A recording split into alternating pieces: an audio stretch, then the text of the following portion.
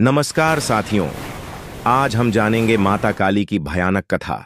मित्रों, प्राचीन काल में जब अधर्म अपनी चरम सीमा पर पहुंच गया था, तब संपूर्ण संसार राक्षसों के आतंक से कांप रहा था। वेद, धर्म, यज्ञ, तप और पूजा सब पर राक्षसों ने अपने पांव पसार दिए थे। देवता बार बार पराजित होकर भाग जाते और मनुष्य भय से कांपते रहते। मित्रों, सबसे भयानक राक्षस था रक्त बीज। उसकी एक अनोखी शक्ति थी। उसके शरीर से गिरे हर एक बूंद रक्त से एक नया राक्षस जन्म ले लेता। जितना उसे मारा जाता, उतना ही उसकी संख्या बढ़ती जाती। इंद्र से लेकर अग्नि तक सब देवता उसके आगे असहाय हो गए।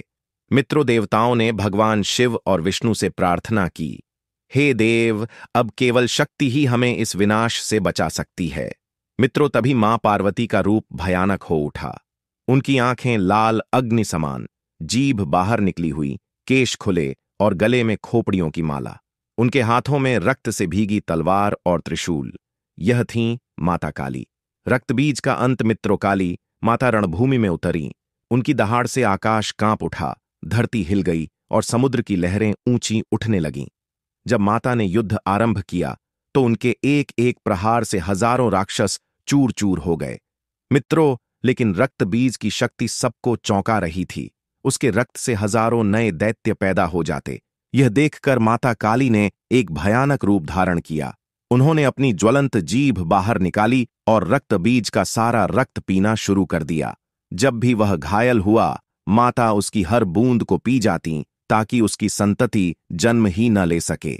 मित्रों, अंततः माता ने अपने त्रिशूल से उसे आर पार कर दिया और उसका मस्तक काटकर आकाश में ऊंचा उठा लिया।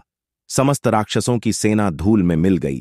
भयानक तांडव। मित्रों, रक्त बीज के मारे जाने के बाद भी माता काली का क्रोध शांत नहीं हुआ। वे विकराल रूप में रणभूमि में घूमने लगीं। चारों ओर राक्षसों के शव बिखरे पड़े थे। वे अपने हाथों से उन्हें पकड़ पकड़ कर निगलने लगीं। उनकी हंसी और दहाड़ से त्रिलोक कांप उठा। देवता भी भय से छिप गए कि कहीं माता सब कुछ न भस्म कर दें। मित्रों, जब विनाश की सीमा बढ़ गई, तब भगवान शिव ने देखा कि यदि माता को रोका नहीं गया तो सृष्टि का संतुलन नष्ट हो जाएगा। वे माता के चरणों के नीचे स्वयं लेट गए। युद्ध भूमि में जब माता ने शिव को अपने पांव तले देखा तो उनका क्रोध शांत हो गया।